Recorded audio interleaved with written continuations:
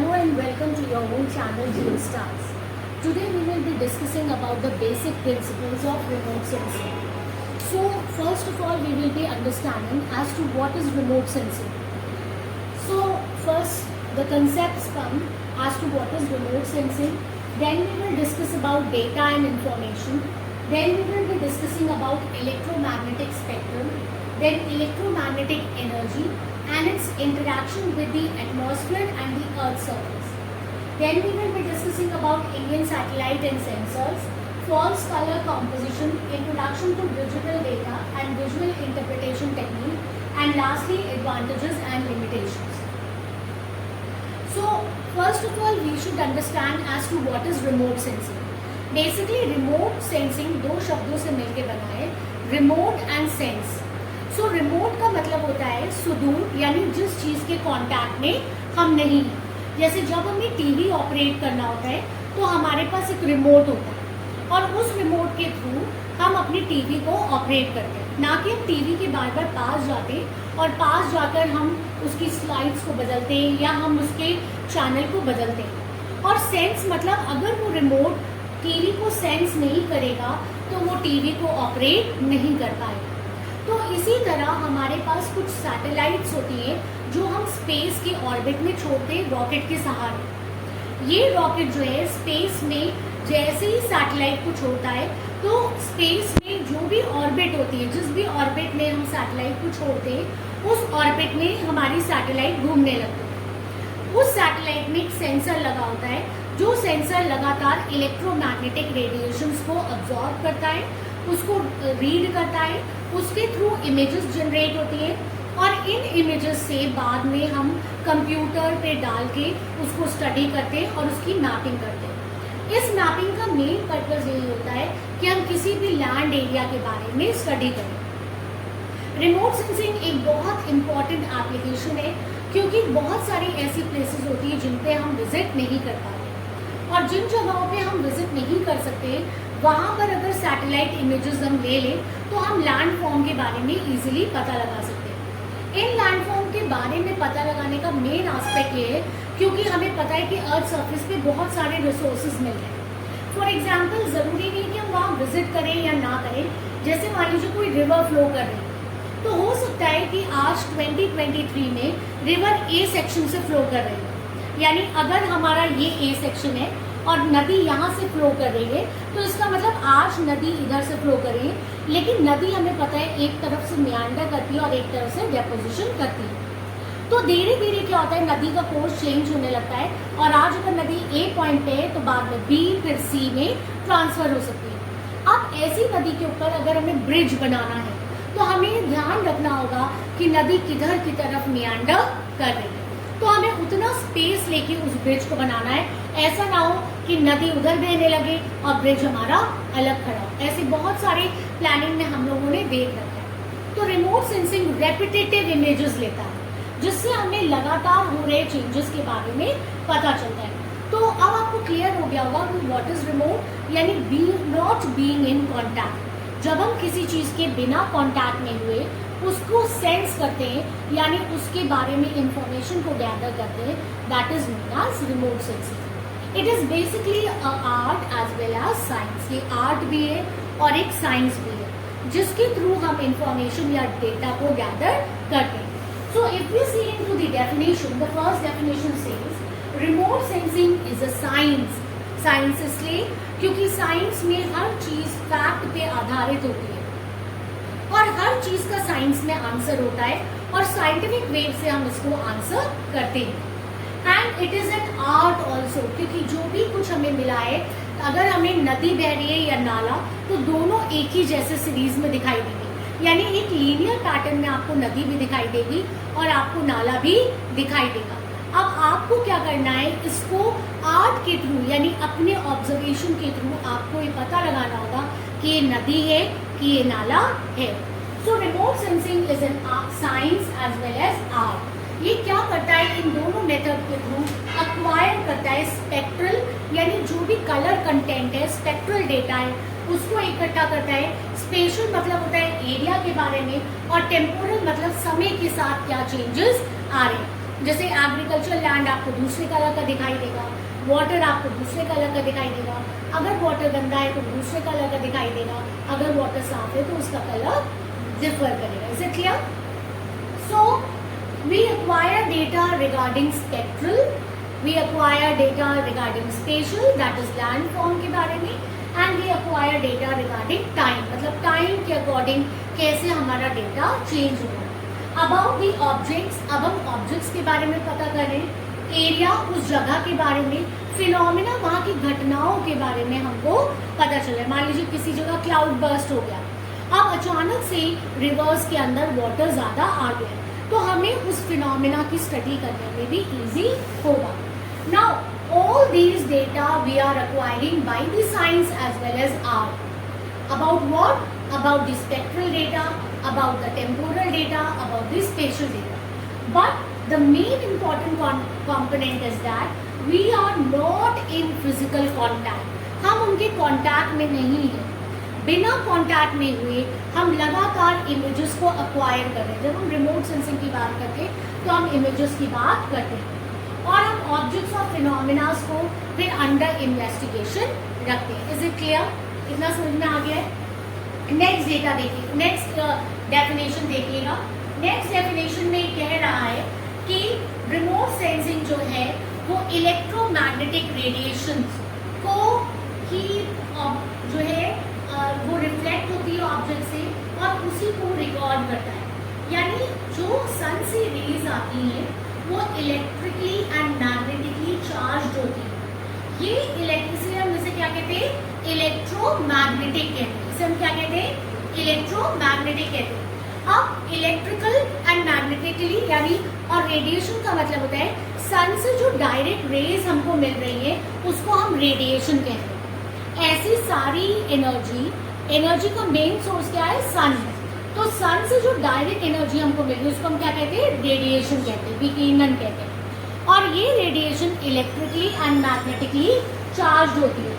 तो इलेक्ट्रिकली और magnetically charge radiation जब रिफ्लेक्ट होती है, यानी मान लीजिए ये हमारा सन है, सन से लाइट हमारे ऊपर पड़ी, अब ये लाइट या तो हम अब्जॉर्ब कर लेंगे या हम एमिट बैक करेंगे या कुछ लाइट हम रिफ्लेक्ट बैक कर देंगे।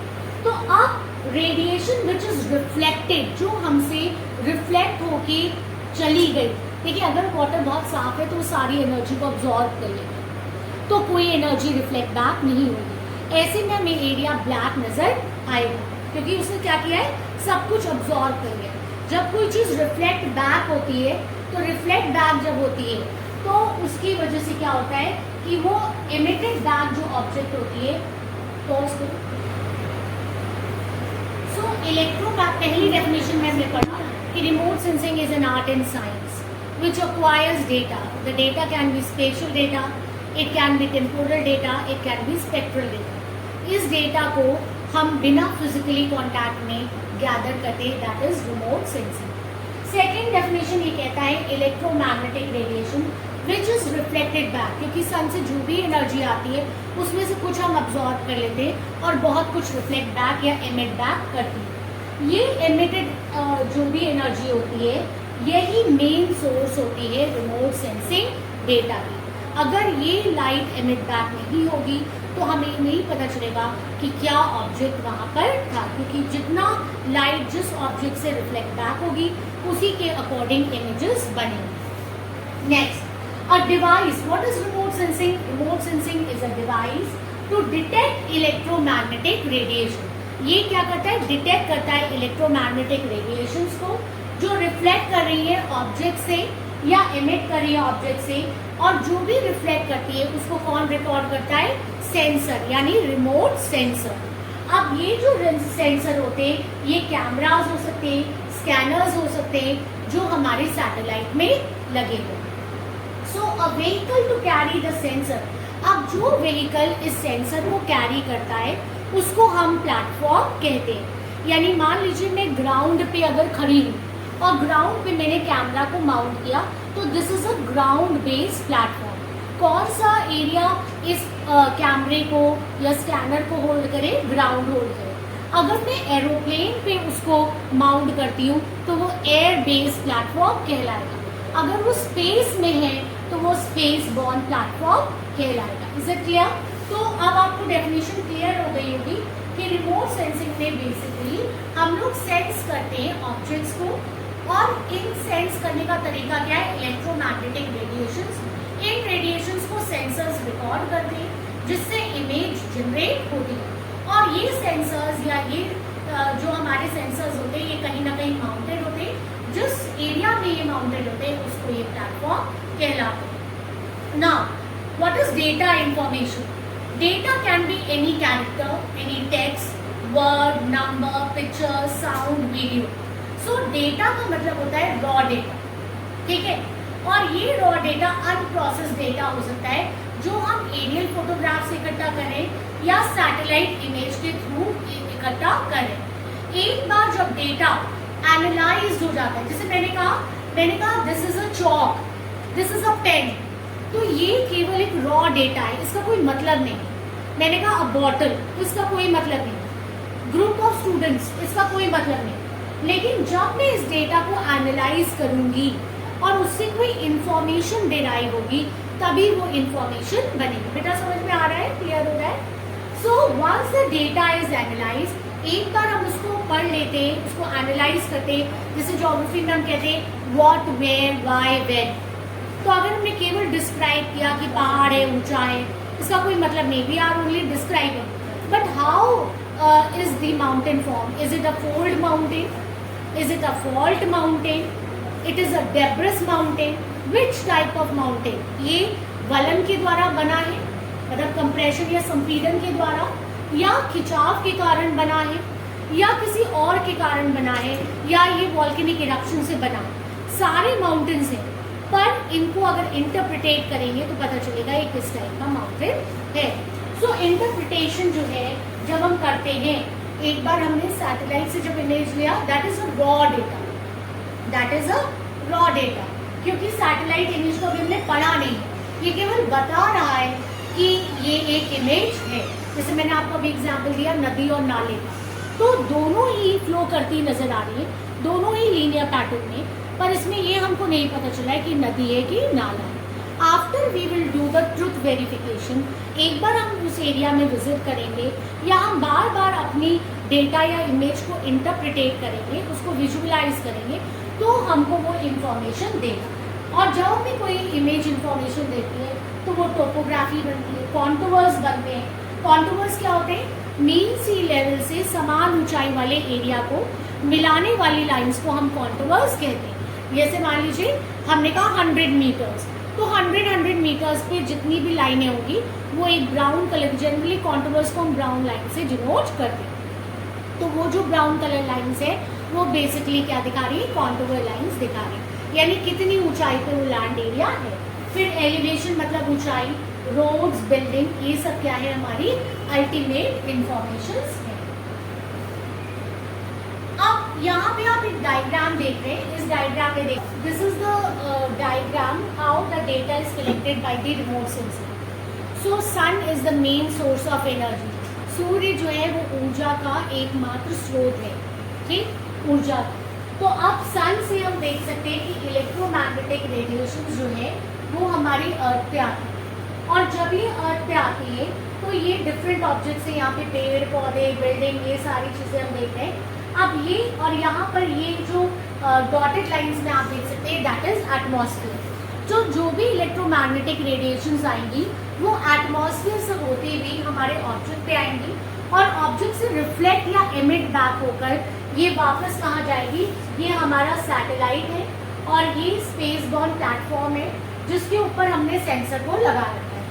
अब ये जो इलेक्ट्रोमैग्नेटिक रेडिएशन है ये सेंसर के थ्रू रिकॉर्ड हो जाएगी। एक बार ये सेंसर के थ्रू रिकॉर्ड होगी तो उसके बाद ये जो भी इमेजेस हमको मिलेंगी, ध्यान रखिएगा सैटेलाइट से जो भी हमको पिक्चर्स मिलती हैं उनको हम इमेज कहते हैं।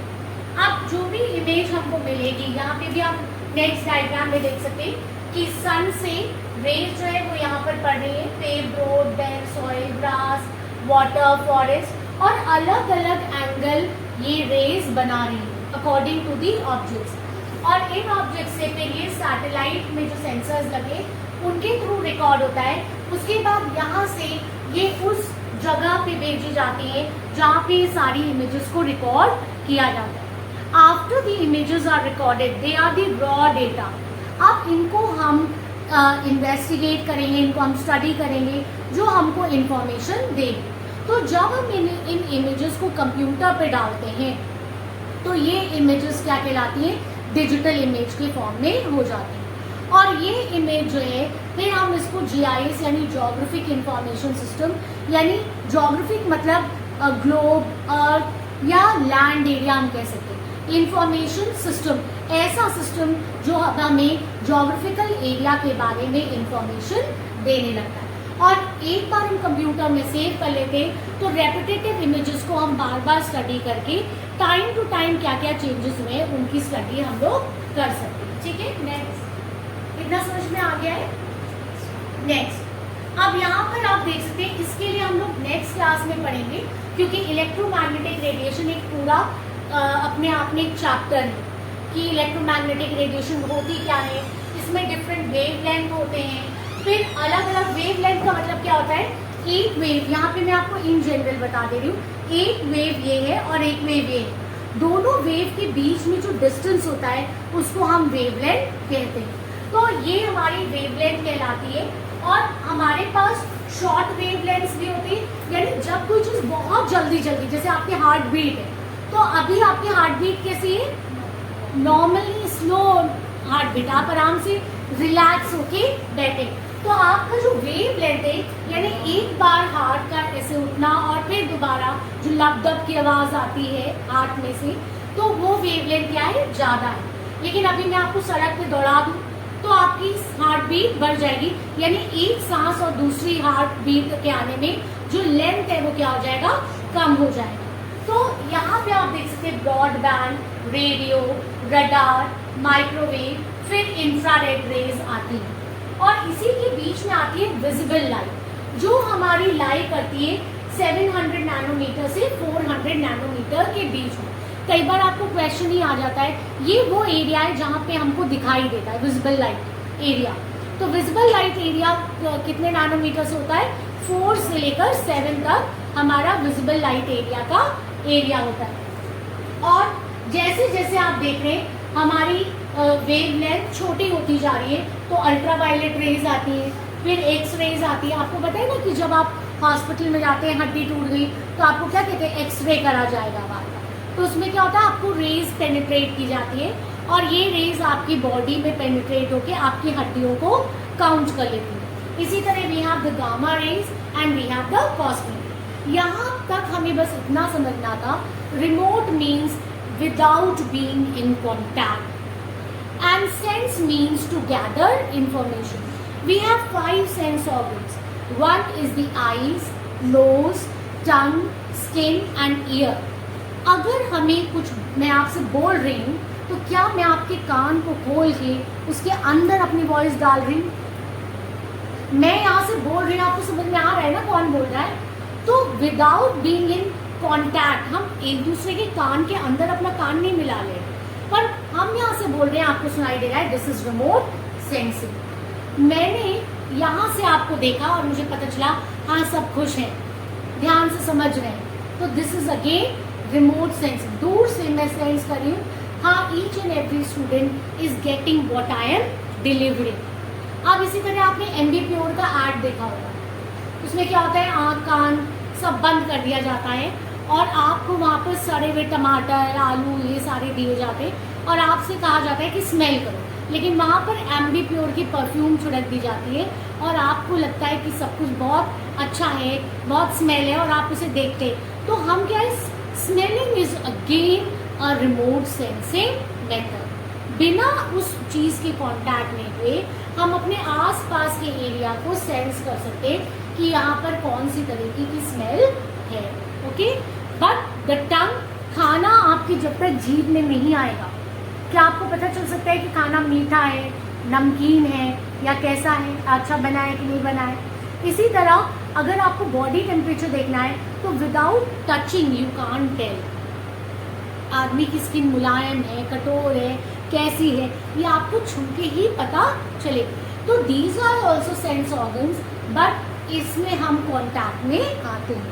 So just like our eyes, ears and nose, similarly we have created a scientific method through which we collect data without being in contact, physically contact. So हम nutshell में कह सकते हैं, जितनी भी definition हमने देखा, कि remote sensing is a science in art which without being in physically contact gathers information या gathers data which is investigated and transformed into reliable information, and this information is gathered through this information is gathered by what? Electromagnetic radiation, and the main source of energy is sun. लेकिन कभी कभी क्या होता है कि कुछ ऐसी satellites भी होती हैं जिन पे हम ऐसे सेंसर लगा देते हैं जिनमें लाइट की कोई ज़रूरत नहीं है। यानी यहाँ पर आप प्रीवियस डायग्राम में अगर देखेंगे तो प्रीवियस डायग्राम में सन की रेज यहाँ से आ रही है, ऑब्जेक्ट से टकरा रही है और सैटेलाइट पे लगे सेंसर में रिकॉर्ड हो जा रही है। लेकिन आगे आप देखेंगे, अभी मैं आपको फर्दर दिखाऊंगी, यहाँ पे आप देखिएगा ये यहाँ पर, अब यहाँ पे आप देख सकते हैं कि सन से energy I and this energy when it goes to an object, it is reflected or emitted back and it is recorded by the sensors which is there on the satellite. But in some cases we have such type of sensors जो अपनी light खुद emit करते हैं, यानी उसमें सन अगर नहीं भी है तो भी वो लाइट को emit करेंगे, वो emitted लाइट बाद में फिर दोबारा सेंसर पे जाएगी, रिकॉर्ड करेगी, इमेज बनाएगी और ये इमेज बाद में हम अपने कंप्यूटर पे डाल के उसको प्रोसेस कर सकते हैं। Is it clear? समझ में आ गया? यहाँ तक क्लियर है everyone? Okay, so types of remote sensing. अब रिमोट सेंसिंग कितने टाइप की होती है? एक होती है visible and reflected infrared remote sensing. लिखते जाइए, इन्हीं की बस सुनना है। सो टाइप्स ऑफ रिमोट सेंसिंग में 3 तरीके के रिमोट सेंसिंग होता है। एक है visible and reflected infrared remote sensing. So the energy source used in the visible and reflected infrared remote sensing is the sun. यानी जब मैं बात कर रही हूँ विजिबल या रिफ्लेक्टेड इंफ्रारेड रेज की, that means I am talking about the sun. Okay, अब the sun radiates electromagnetic energy with a peak wavelength of 0.5 m। तो जो पीक वेवलेंथ है सन की वो कितनी है? 0.5 m। तो पहला हो गया विजिबल या रिफ्लेक्टेड इंफ्रारेड रिमोट सेंसिंग। अब देखो बेटा, जो हिंदी मीडियम वाले बच्चे हैं वो इंग्लिश में टर्म को लिखेंगे, लेकिन एक्सप्लेन किस में करेंगे? हिंदी में। ओके, तो आप तुमने लिखा visible and reflected infrared remote sensing और इंग्लिश में, हिंदी में तुम एक्सप्लेन कर दोगी कि ये वो ऊर्जा का साधन है जो हमें सूर्य से मिलता है और इसमें इलेक्ट्रोमैग्नेटिक, आप इलेक्ट्रोमैग्नेटिक तुम चाहे हिंदी में भी लिख सकते हैं। तो इलेक्ट्रोमैग्नेटिक एनर्जी को ये लेता है जिसकी वेव लेंथ जो है वो 0.5 m। Is it clear?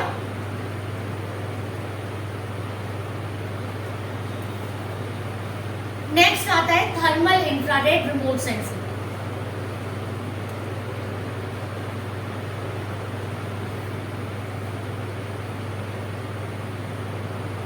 Thermal infrared remote sensing क्या कहता है? The source of radiant energy used in thermal infrared remote sensing. एक ऐसा रिमोट सेंसिंग होता है जिसमें हम थर्मल इंफ्रारेड रेज को यूज करते हैं। ओके, थर्मल इंफ्रारेड रेज को यूज करते हैं। ये थर्मल इंफ्रारेड रेज जो है the source of radiant energy used in thermal infrared, यानी थर्मल इंफ्रारेड रेज में हम लोग जो सोर्स ऑफ एनर्जी यूज करते हैं, क्योंकि हर जगह हम एनर्जी को ही क्या कर रहे हैं? कैच कर रहे हैं। तो उसमें पहले वाले में सन मेन सोर्स था जो हमारा विजिबल या रिफ्लेक्टेड इंफ्रारेड रेज है, और जो थर्मल इंफ्रारेड रेज है उसमें जो सोर्स ऑफ रेडिएंट एनर्जी है वो ऑब्जेक्ट इटसेल्फ है। यानी थर्मल इंफ्रारेड रेज में हम ऑब्जेक्ट इटसेल्फ से एनर्जी को कैच कर रहे हैं।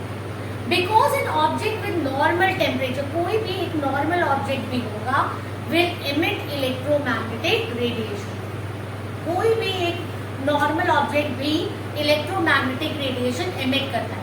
पहले वाले में वेवलेंथ 0.5 mm था और इसमें जो है वो 10 माइक्रोमीटर है। UM मीन्स माइक्रोमीटर होता है, तो इसमें कितना है 10 माइक्रोमीटर।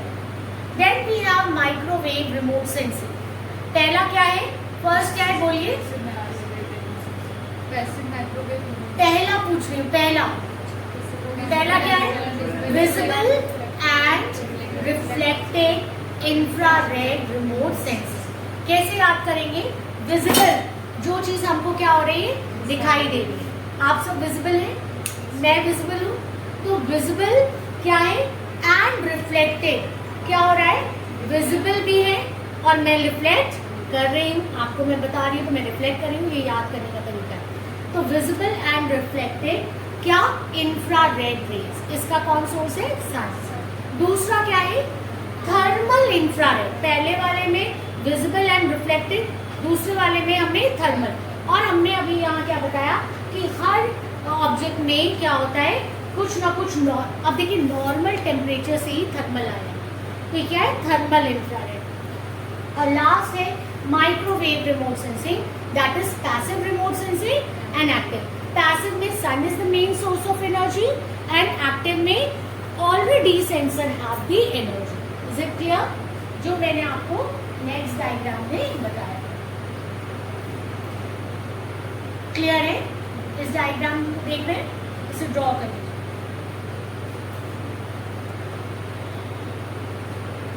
अब देखिए यहाँ पैसिव सेंसर को और डिटेल में एक्सप्लेन किया है। Passive sensors measure naturally available energy, that is thermal infrared radiation emitted from the earth 24 hours per day, but solar reflected energy only during the solar day. हमको thermal infrared तो 24 घंटे मिल सकता है, लेकिन जो सूर्य से ऊर्जा है 12 घंटे बाद सूर्य अस्त हो जाता है, तो सूर्य से एनर्जी हमको केवल जो है सोलर रिफ्लेक्टेड एनर्जी केवल हमें 12 घंटे मीन्स अब पूरा 12 घंटे नहीं होता है। जैसे सुबह 6 बजे सूर्य निकला, अब 5-6 बजे अस्त हो गया, तो उतनी देर हमको एनर्जी मिलेगी। Active sensor emits radiation towards target, मतलब वो देखिए यहाँ से एमिट कर रहा है एनर्जी को, और एनर्जी को एमिट करके इसी को ये बाद में डिटेक्ट कर रहा है। Okay clear.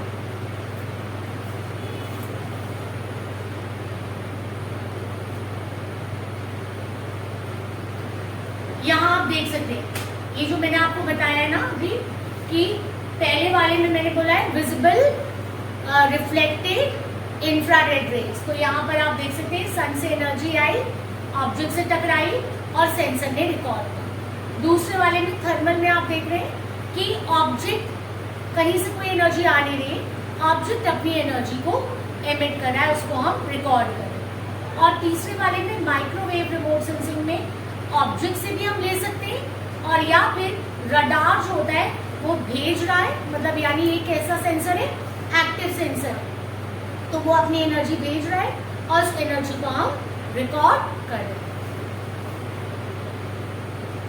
जरूरी है कि एडवांटेजेस क्या क्या होते हैं रिमोट सेंसिंग में, तो आप लोग लिख लीजिए क्या क्या एडवांटेजेस होते हैं।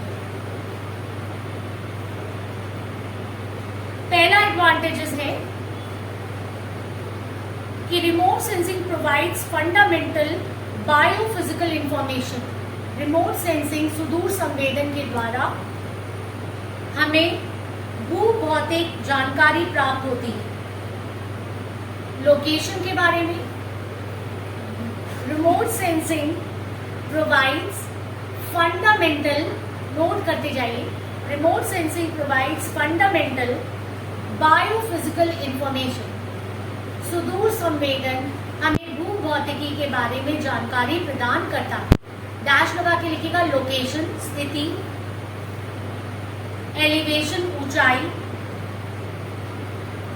डेप्थ गहराई, बायोमास, टेम्परेचर, तापमान, मॉइस्चर कंटेंट, आर्द्रता,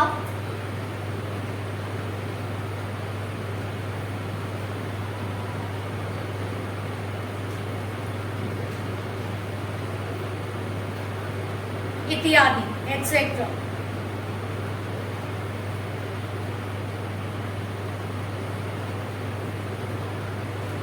It helps to collect, next point है, it helps to collect data systematically. It helps to collect data systematically.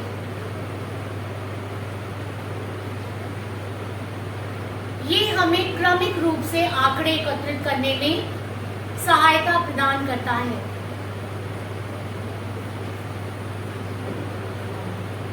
It gives a synoptic view of the surface phenomena. It gives the synoptic view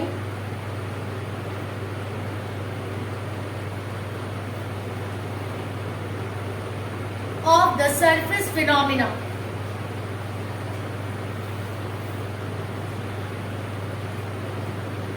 ये हमें धरातल के बारे में सूक्ष्म जानकारी प्रदान करता है।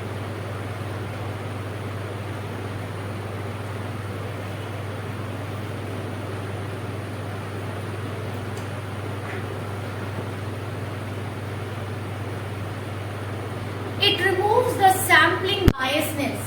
It removes the sampling biasness.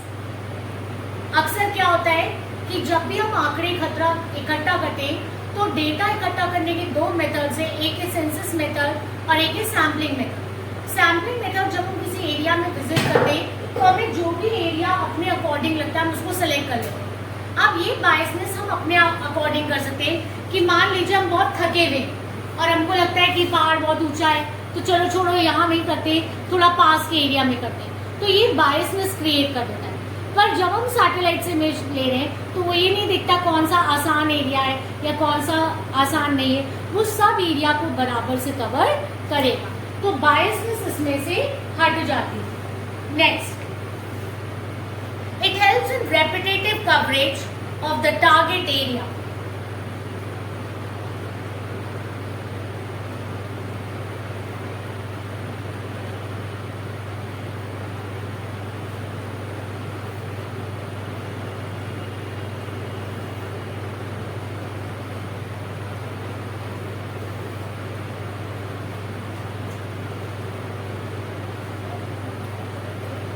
तो ये मेन एस्पेक्ट थे जो रिमोट सेंसिंग के डेटा के एडवांटेजेस थे।